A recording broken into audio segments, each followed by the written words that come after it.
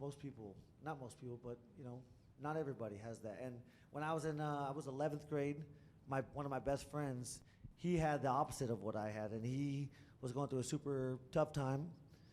One night, he tried to jump out of a moving vehicle. I chased him into the desert, and he eventually, I put him in bed. I was going to pick him up to go fishing the next morning, and he had committed suicide that night. And so I went home. They called me. They said he killed himself. I was 17, and I'm from a really small town. When you're being from a small town is very different from being from a city or living in a city.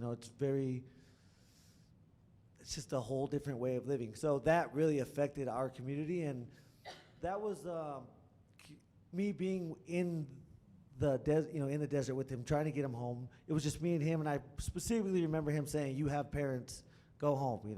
So like that right there just broke me. Like I never understood how lucky I was, or yeah. And so once that happened to me, I really made it a goal. And right when I went to college, I was like, I want to do human services. I want to help at-risk youth. I want to help kids that don't have the opportunities that I had. My parents put themselves in mad debt just to get me to right here to be driving, a spaceship. So yeah, it's just it's something.